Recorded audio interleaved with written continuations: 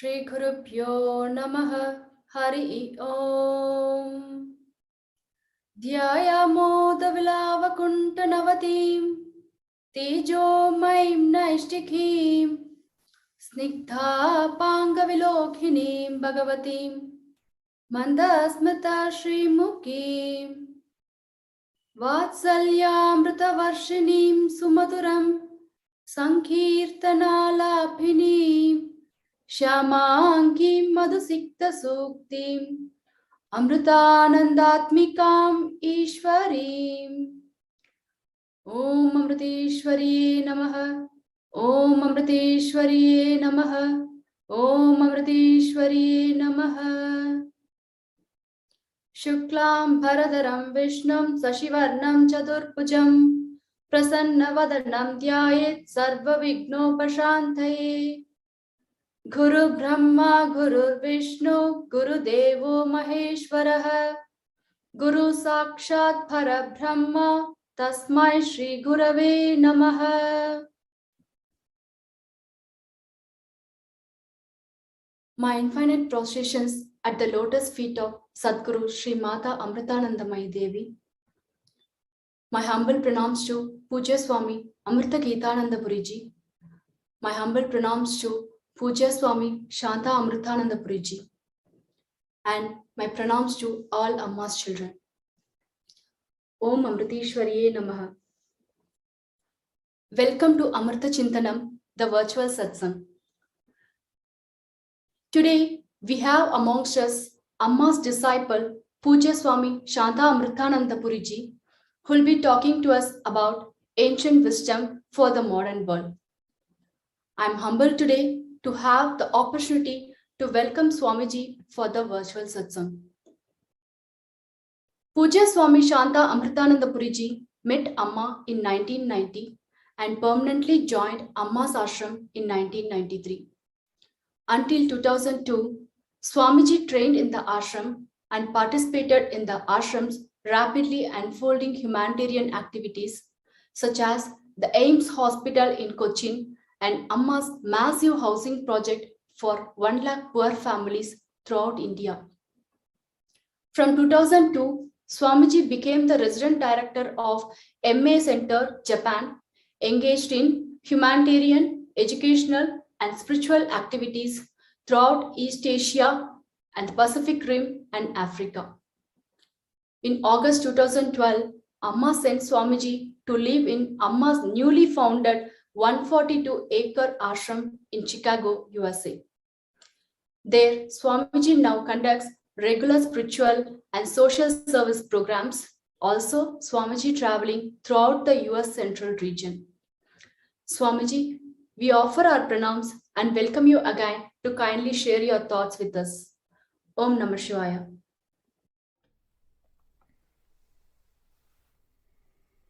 Om Guru Brahma Guru Vishnu Guru Devo Maheshwaraha Guru Sakshat Param Brahma Tasmai Shri Gurave Namaha. Om Amriteshwariye Namaha. Om Amriteshwariye Namaha. Om Amriteshwariye Namaha.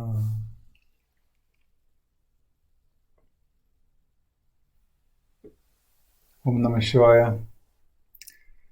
Today I would like to share some thoughts on the topic of ancient wisdom and the modern world.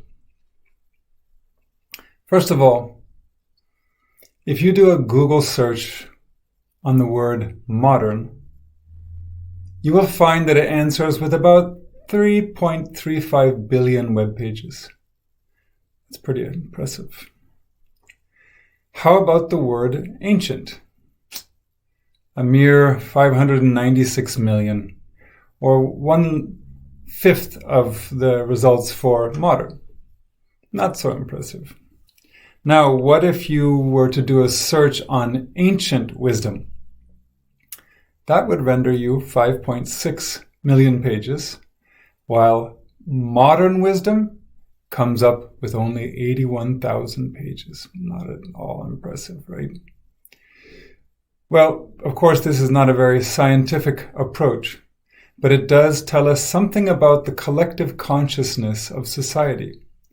People have over 5 times more to say about what's modern than what's ancient. But when it comes to wisdom, they have almost 70 times more to say about what's ancient than what's modern. Evidently, we associate wisdom far more with ancient times. So let us get to the what, why, where, and how of ancient wisdom. First of all, what do we mean by ancient wisdom? Really, there is no new wisdom because, by definition, wisdom means something that has a kind of universal application that transcends the barriers of culture, language, location, and even time. And that is what today's world badly needs. And when we say ancient, how ancient are we talking about? We're talking about very, very ancient times.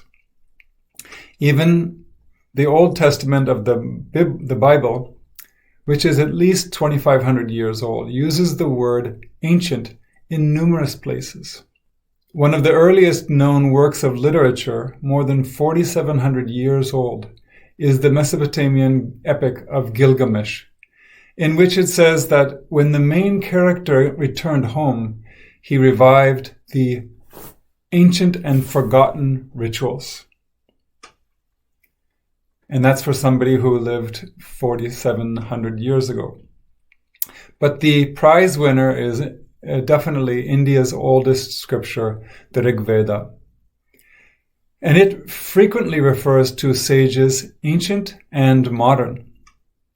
Now, according to the most recent research, the present version of the Rig Veda, the present version, is considered to be at least 8,000 years old. So just imagine what the word ancient meant to an Indian sage who lived in 6000 BC. Clearly, these texts must represent the wisdom of an even more ancient, perhaps prehistoric civilization, so the details truly remain mostly unknown to us. Why is ancient wisdom special? Well, we call this the modern age. But do you ever wonder why? Are we so modern after all? What is uniquely modern about this so-called modern day, except for the fact that we are living in it, and we gave it that name also? So, didn't everybody in every era consider themselves to be living in the modern day? Like someone like Leonardo da Vinci. Surely he didn't say to himself dejectedly, oh, well, I was born in the 15th century, darn. I guess I'll just be content with inventing this primitive contraption instead of the rocket engine. Boy, I wish I could have been born in Bangalore in 1995 because I would have come up with a lot better inventions. I mean, it's obviously everybody thinks they're in the modern day. And the wisest person I know is Amma, with whom I have spent the past 32 years, trying to absorb that wisdom that she holds. Long before I met Amma, there were only a handful of people living with her and a small number of visitors. So Amma had a lot more time back then. And she would often use that time for playing games with little children. She herself would become a child and pull the kids around by their hands or feet, much to the joy of the little ones. After one such playtime, a devotee asked Amma a question. How can we think of God with our limited intellect? Amma instantaneously shifted from a little girl, a little child, to Guru Bhava. And she replied, it is possible if the intellect is expanded. The intellect should be fixed on the Atma Bhava, the feeling of the Atma, and give up the Deha Bhava, don't identify with the body. Puzzled, the devotee asked again, is it possible for ordinary people like us? Amma said, anyone can do so if they really have the desire. The only thing is that they must do sadhana, spiritual practices. They must understand the cause beyond the perceptible, impermanent world. The goal of human effort is to know that divine power that illumines even the sun, moon, and stars. This is what a Sadguru looks like. The wisdom is always there, but it takes a sincere question to invoke that wisdom. Otherwise, Amma might spend the whole day playing with the children. And Amma says that indeed there was an ancient day beyond recorded history where a common spiritual culture existed throughout the whole world. Love and compassion were its hallmarks, and it was a far more humane society, reflecting the way human beings are really supposed to live. Though these ancient cultures never valued the technological and scientific achievements our civilization boasts of so proudly, they were still highly sophisticated cultures. They were extremely refined in their view of the cosmos, nature, and spiritual evolution. So what kind of wisdom did they possess?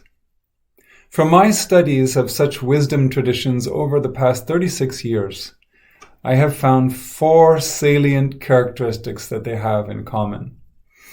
Number 1 is they're consistent. Number 2 is that they're tried and tested. Number 3 is that they are holistic in nature. And number 4, they are integrated. Now let's take a look at what I mean by all these, titles. So consistency. Think about modern society. Every so often, modern society redefines truth, whether it's medicine or science or other things. It changes. But the ancient sages discovered and shared a changeless absolute truth.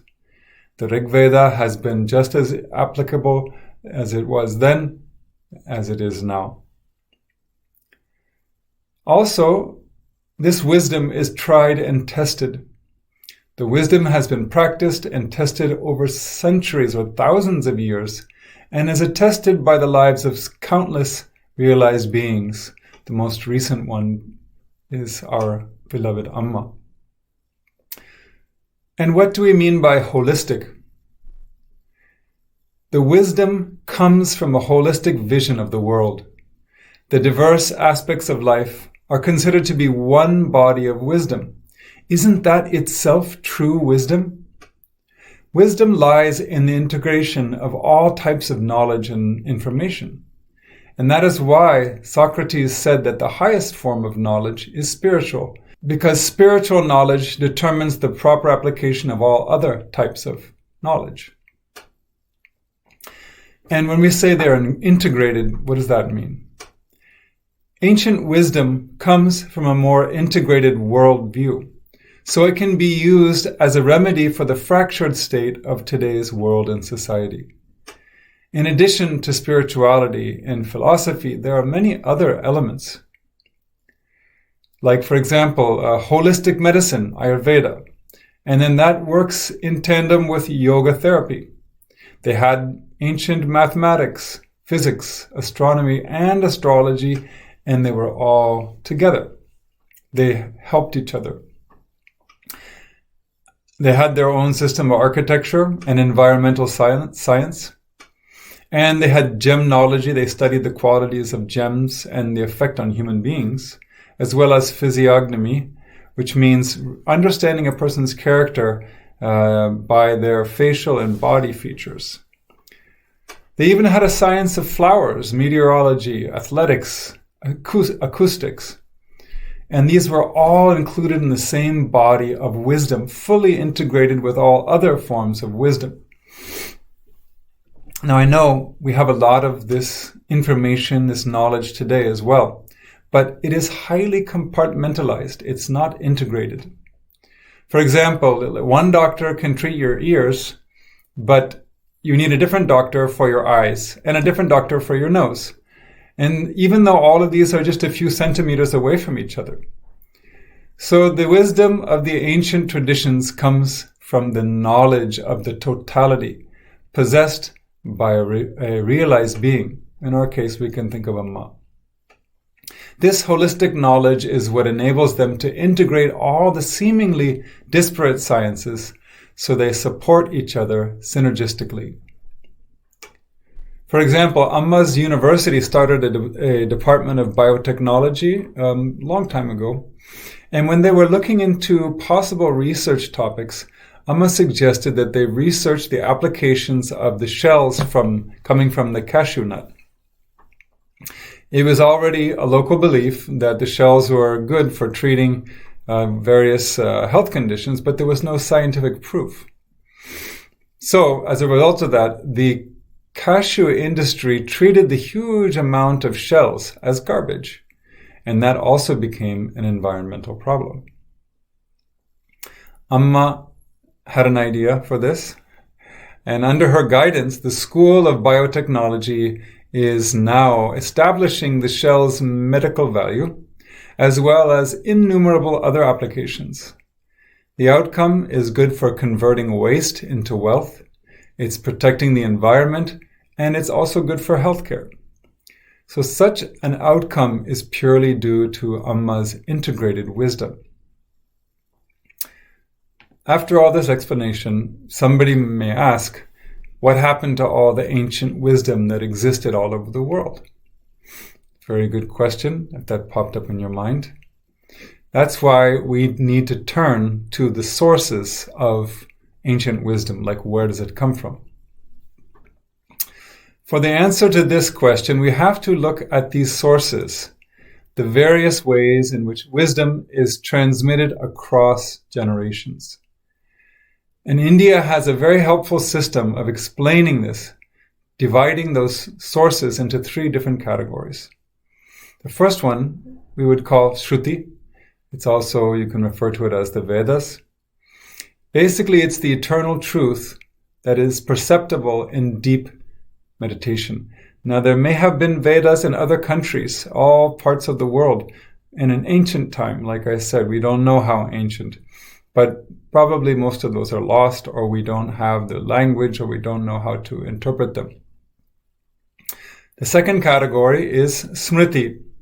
We can just think of that as the teachings of sages who came after the Vedic period. So anybody who came around in the past few thousand years, their teachings basically fall in that category of Smriti, including Amma.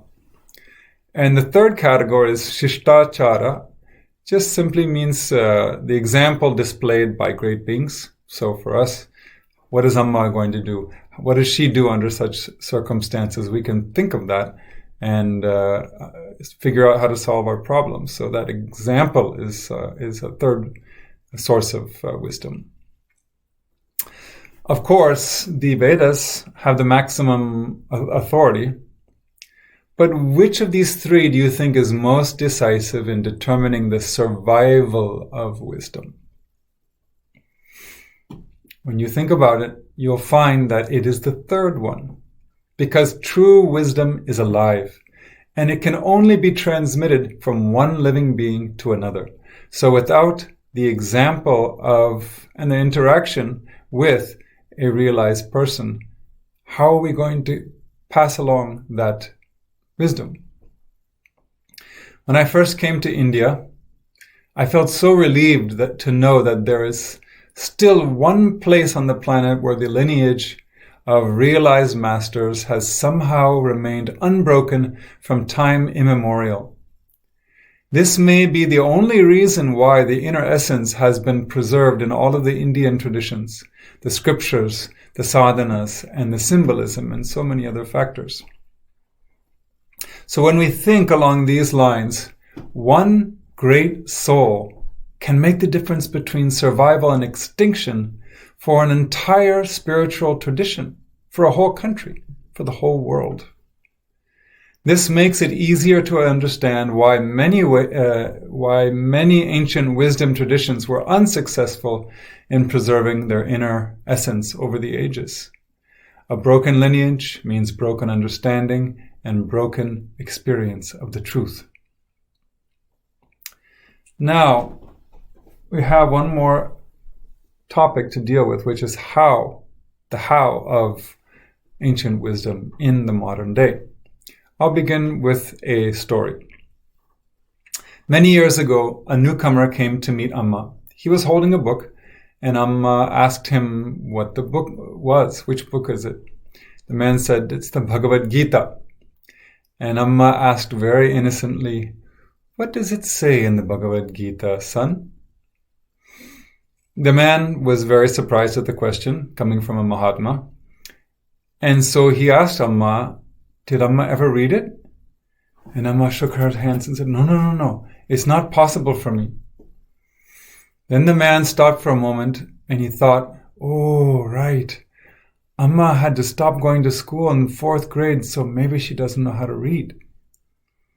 But Amma continued. She said, son, even if I manage to read, after a few lines, I lose all control.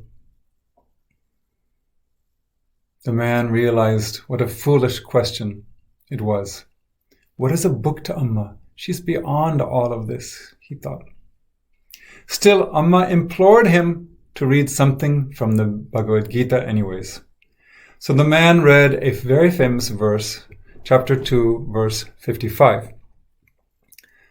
Sri Bhagavan uvacha prajahati yada kaman sarvan partha manogatan atmanyevatmana tushtaha stita prajnastadochyate.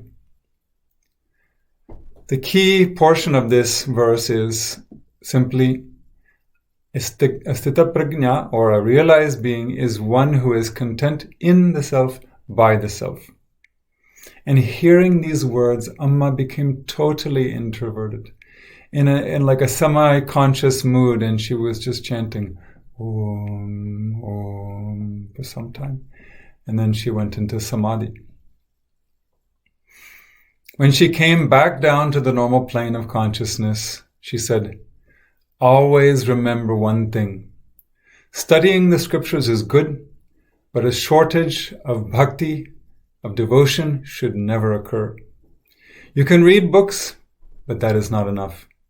Practice is also necessary. Amma cannot read or hear such books without her mind suddenly going to another world. So you can just imagine what impact this had on the man's mind. In today's world, we have the reassurance that Amma is here to preserve and restore the wisdom for centuries to come.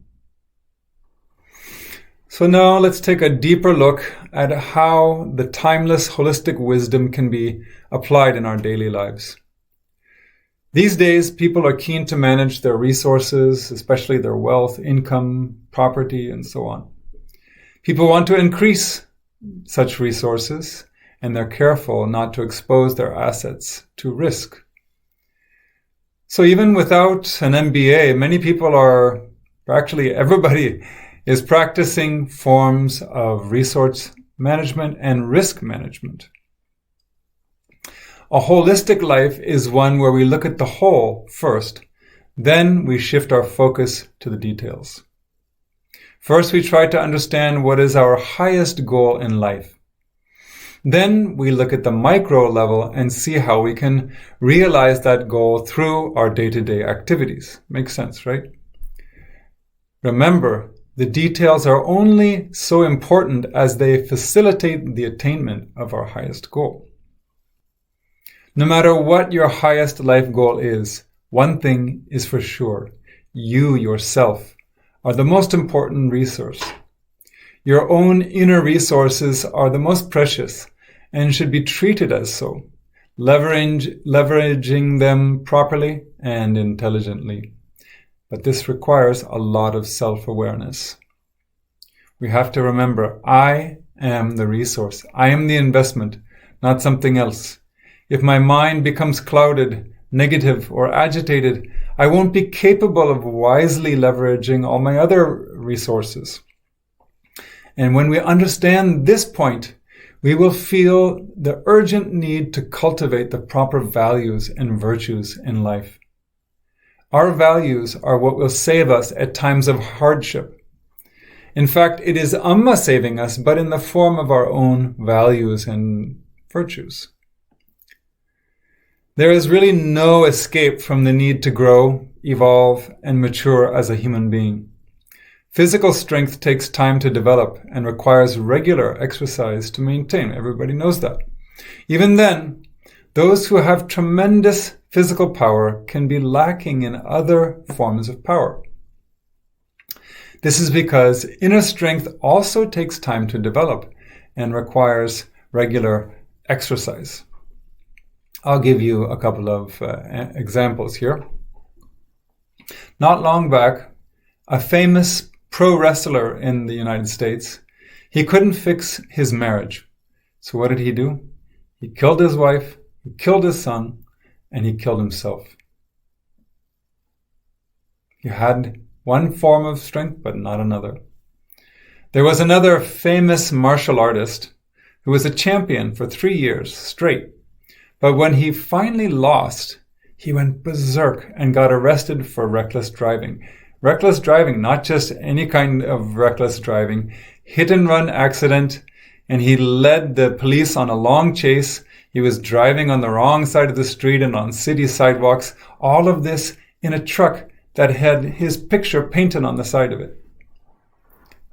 Just completely crazy, right? And let's say I have $1 billion to my name. But if I don't have the proper inner qualities, I won't be able to enjoy it. And I might even lose that $1 billion due to a rash decision or a foolish mistake prompted by a confused mind. Here's where I would like to introduce to you a man named Adolf Merkel, one of the wealthiest people in Germany. At one point, he had a net worth of over $9 billion. Now that is about 70,000 crore rupees. After the financial crisis of 2008, he lost the controlling share of Volkswagen because his enemy, which was the company called Porsche, successfully made a hostile takeover of Volkswagen. Unable to bear the humiliation, he threw himself under a speeding train, ending his life. Now, we don't need to teach a billionaire how to manage financial resources, but in this case, he did not understand how to manage his very own emotional resources. If we are always at the mercy of our emotions, how can we accomplish anything? These stories show that being an astute business person or a strong person does not guarantee the wisdom required to live a life of contentment. If we have some kind of concrete assets like a house or a car, we take it for granted that they need regular maintenance. You have to turn the car on every once in a while. You have to clean the house, whatever it is. And if we don't take care of our asset, we know that we won't get the maximum from that resource. But for some reason, when it comes to our inner resources, we completely forget this truth. We recklessly jeopardize our own peace of mind by allowing trivial things to agitate us very easily. We dwell on the past and worry about the future. So many other things jeopardize our peace of mind. So now we need to think about what is that regular inner exercise we need. Well, we know if you don't use a physical muscle for a long time, then you suddenly try to overexert that muscle, it's a good chance that you'll get a cramp in your leg or your back or something. But remember, the heart is also a kind of muscle, right? In the spiritual sense, we can say that the heart muscles are virtues like humility, forgiveness, dispassion, self-control, charity, so many other beautiful qualities. And if we don't exercise these muscles for a long time, then when we suddenly need to be humble or when we suddenly need to forgive somebody, we might end up with the equivalent of an emotional cramp and fail in our attempt. Instead, we should take advantage of every such opportunity, strengthening our spiritual qualities. People, ride their bikes to work even though they could drive their car. They climb the stairs even though they could take the elevator, just to strengthen themselves. But we throw away so many opportunities to strengthen our heart, all these heart muscles that are atrophying presently. And one beautiful way to do this is by getting married. And if you're married, you know what I'm talking about. We hear about it from all the devotees who come and share their sorrows with Amma. It is the closest and most intimate relationships that we expect the maximum of understanding and forgiveness from people. The problem is that most people want to take more than they give. And in today's world, people are forgetting how to open their heart. So forgiveness is becoming more and more difficult every year. As Amma tells us, marriage is love despite all the problems, not without the problems. It's not avoiding problems, but it is in spite of problems. Now, forgiveness is not only essential in family life, but also in work and learning scenarios. Just remember, wherever there is no forgiveness, the result is going to be only suffering. People may watch movies and conclude that there is going to be a Hollywood ending to all the struggle they have, especially in a marriage. Now, of course, that is one possibility, but not without real effort from both people. In Japan, sometimes the man will say to the woman, "I want to make you happy. Will you marry me?" Get one thing clear. Nobody can ever make you happy. These kind of expectations will surely ruin your marriage. Instead of getting married, you will get marred. Marred means you get scarred inside.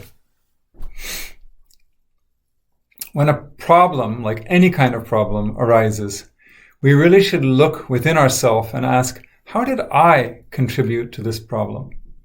What can I do to make it better? Amma has listened to the marital problems of millions of people, and she usually guides them to look within themselves and try to become a better husband or wife, rather than trying to make their spouse better, which is impossible anyhow. Once a man complained to Amma about his wife.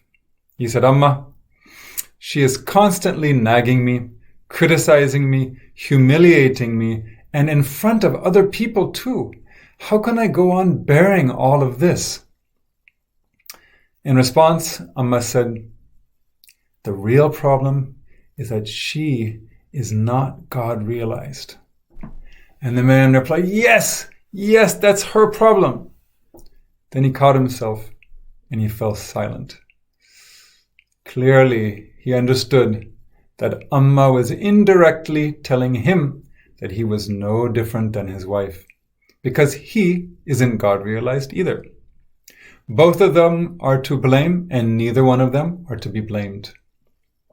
They just have to practice forgiveness, patience, and understanding. After that, the man made a resolve to change his attitude, and he made the marriage work from his side.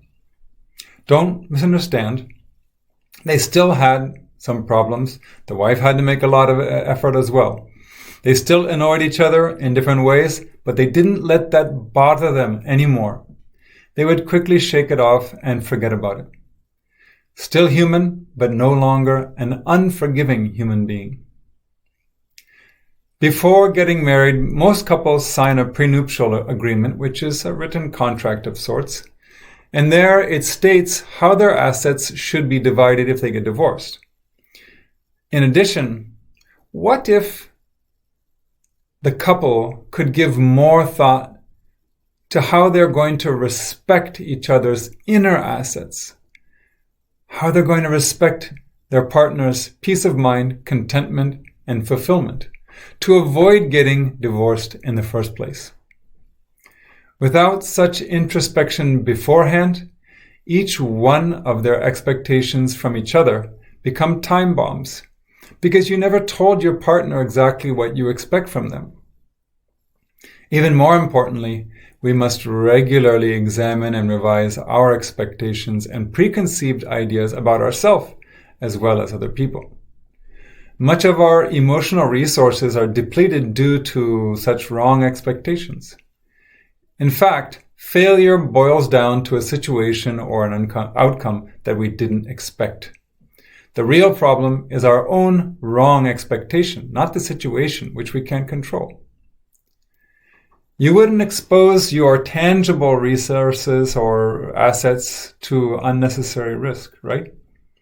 So why expose your intangible assets to risk?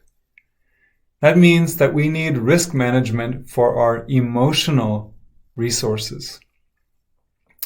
So that's a different topic of risk management because it's holistic risk management now. The first point is don't confuse what is changeable with what is unchangeable. Don't confuse what is controllable with uncontrollable factors. For example, you can't change people. This is the one thing that Amma has always said. All we can do is change ourselves. So if you're really, hell-bent on changing somebody, get ready for some suffering. Here's an example, or rather an exercise that you can try at home. So even while listening to this talk, you can just do it right now. Examine your purpose for getting married or taking a particular job, or your motivation for getting married, or your motivation for applying and getting a job or something like that. And just write down whatever comes to mind. Now think. After that, if you're going to do it right now, pause it and then come back and listen to what I'm going to say next after you get your list. That's better. Then think how many of those factors you just wrote down, how many of them can you control?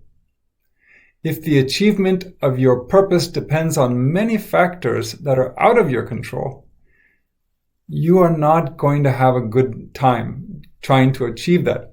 An inner alarm should go off and say, this is danger. I'm in the danger zone. Because the best and safest goal is personal growth, personal development. But even though the job or the marriage is actually giving you that personal growth, we have other goals in mind that are not guaranteed. So that's why we suffer. Another aspect of holistic risk management is you have to make sure your expectations properly reflect the facts, the nature of the world, and the people in it. Acceptance of facts is surely wise, and it also avoids tension. So try not to sustain unreasonable expectations. Make sure your expectations properly reflect the facts, the nature of the world, and the people in it. For example, friends are not always loyal to us, so you shouldn't expect it to them. It's just the way the world is. And then another aspect of the world is that praise is fleeting. People will say nice things to you one day, and then they'll criticize you the next day. So if you let that get to you, you'll be suffering. You'll be miserable. And let's say you play a sport like cricket. If you're playing cricket for health, you're guaranteed to have good results. There won't be any attention, and there's no failure or victory for you because getting health is intrinsic to playing a sport like cricket. But the professionals are worried about their image. They want to make money. They want to win all the time. And these are not intrinsic qualities of any sports. So due to such precarious expectations, attachments, and desires, they can no longer enjoy the game and play calmly. They get very tense and angry. And one famous such character is John McEnroe, the very famous tennis player of the 1980s, I believe. Surely he started off just to have fun, but he ended up miserable. A mature person has enough self-awareness to recognize that his own mind might be distorting his perception of a given situation. So when situations arise, such a person takes a positive approach and is careful not to let the mind take him for a ride. But a wise person goes even farther. A wise person acts proactively. He regularly examines his own mind to understand why it labels certain situations and people as pleasant or unpleasant, good or bad. Then he tries to go beyond his own mind's labels to see the reality of the situation. This may be a little difficult for us at first, but we can make the process easier just by practicing the right values in life. Values are the root of spiritual growth. Just like the roots nourish the tree's growth, so too our values nourish our spiritual growth. Just think, if you transplant a tree somewhere without the roots, what's going to happen? It's going to die. The same goes for human beings in a figurative way. Before getting married, or before moving into another job, or before getting a tough job or something, if your roots, your values are not in a healthy condition, you will suffer tremendously due to the additional strain that comes with a dramatic change. It's just common sense.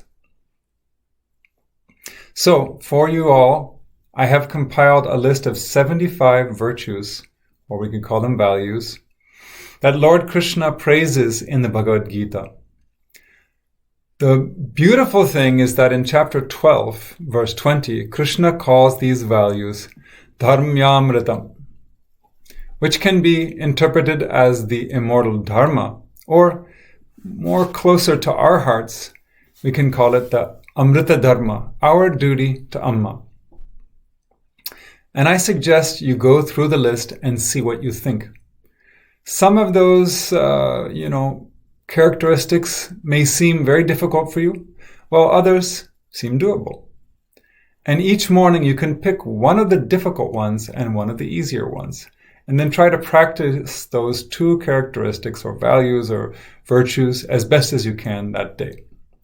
Then, before going to bed, you can contemplate on how things went during the day. You can even write a diary of your successes and failures. When it went, what was the scenario where it didn't go well, and then what was the situation when you did fulfill your wish to practice those values. So this will help you increase self-awareness and boost your confidence. In conclusion, I would like to come back to Amma's life as an example for us. Amma's life is proof that it's possible to realize the supreme truth amidst countless worldly duties and even the most unfavorable of conditions. So just how easy it is for us compared to Amma. And we're not necessarily trying to get God realization, right away. We just want to be a good person. We want to have a peaceful life. Well, Amma's life is the best example of how to attain any goal, especially spiritual goals. And the main obstacle, as I mentioned a moment ago, is the expectations that we create when we go along in life. When things don't go according to our expectations, we often get flustered and lose our self-confidence. So I will share a failure story of my own, and then you can sort of laugh at that story, and maybe you can also learn how to laugh about your own failures. One day during the US tour many years ago, Amma asked me a question in Malayalam, and I was so happy about that because I actually understood what she said. It's not easy for a Westerner coming from America. It was during the morning darshan, and if I remember correctly, I was supposed to find somebody in the hall, ask them a question, and report back to Amma after she left the hall, right? So she left when darshan ended. She went back to her room, and I went back in the hall, and I found the person. I asked the question. I got the information. So I was all ready to call Amma's room using the hotel phone, because those days we didn't have cell phones very much. So I picked up the receiver. Actually, I should tell you, I rehearsed everything beforehand. Before picking up the receiver, I practiced how I was going to ask Amma's attendant. Her name was Lakshmi then. Now her name is Swamini Sri Lakshmi Prana. I was going to ask her to give the phone to Amma. And then in perfect Malayalam, I was going to give my report to Amma. And Amma was going to be so proud of me and say, "Oh, my darling son, your Malayalam has improved so much." And after this fantasy conversation, I confidently picked up the receiver and called Amma's room. Someone picked up the phone and said, "Namah Shivaya." Oh no. Amma answered the phone instead of Lakshmi. She wasn't supposed to answer the phone. It was supposed to be Swamini Sri Lakshmi Prana pick up the phone. And I was caught so off guard that all I could say in Malayalam was, "Amme, avade Lakshmi undo." Amma, is Lakshmi there? And Amma said, "Undo, oru nimisham." "Sure, she's right here, just a second." And she gave the phone to Lakshmi. Oh, all my plans crumbled, and I was really disappointed in myself. It took a long time for me to recover from that. But what's going on at such times? We're prone to lose our self-confidence. That's the problem. And repeated failures on the spiritual path can even make us want to give up completely. The only thing that really saves us is the bond of love between us and Amma. Even if we feel that we're hopeless, she will say, "No, you are not. I have more faith in you than you have in yourself." And even after that episode, when I made mistakes in Malayalam, Amma would correct me and she would tell me to repeat the thing I was trying to say until I got it right. I felt so bad, taking her time, but she has that faith in us. She will train us until we get it right. So Amma's doing her dharma by believing in us and by giving us so many teachings and so much compassion and patience. So the bare minimum dharma for us is to reflect on and absorb these teachings, her Guropadesha. And when we put Amma's teachings into practice, our inner strength increases tremendously, and that enables us to cross over all the challenges of life. So by Amma's grace, may all of you become internally strong, transcending all your difficulties, and abiding in deep contentment throughout your lives. Om Amriteshwariye Namaha.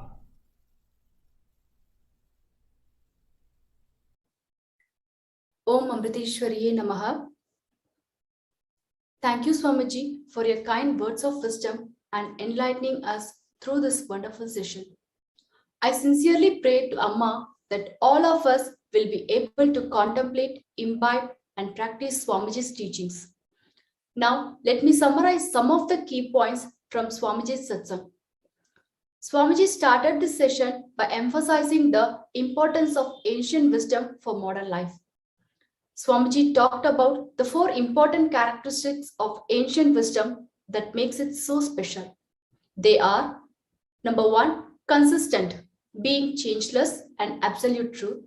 Number 2, tried and tested over time. Number 3, holistic in nature. And number 4, integrated in approach and applications. To understand a little more about this ancient wisdom, Swamiji said we should look at the sources, especially in a country like India, where it has been transmitted across generations. The 3 main sources are Shruti, the Vedas; Smriti, teachings of sages after Vedic period; and Srishtaachara, examples displayed by great Mahatmas like Amma in day-to-day life. Swamiji also mentioned about how marriage can help us strengthen our inner muscles such as forgiveness, love, compassion, and sharing. Quoting Amma's words, "Marriage is love despite all problems and not without any problems. Swamiji also emphasized the importance of practicing right spiritual values to help in our personal growth. Swamiji then concluded by saying that Amma's life is the best example for all of us Amma's devotees to learn how to attain our goal in life amidst worldly responsibilities and under any condition. I once again thank you, Swamiji, for this wonderful session. Also, I'd like to thank our attendees for participating in today's session. Finally, and most importantly, I offer my infinite prostrations at the lotus feet of our beloved Amma and for giving us this opportunity. Let us now wind up the session with the Shanti Mantra. Om Asatoma Satkamaya Tamasoma Jyotirkamaya Mrityorma Amritam Kamaya. Om Shanti Shanti Shanti. Om Lokah Samastah Sukhino Bhavantu. Lokah Samastah Sukhino Bhavantu. Lokah Samastah Sukhino Bhavantu. Om Shanti Shanti Shanti. Om Shri Gurubhyo Namaha. Hari Om. Om Namah Shivaya.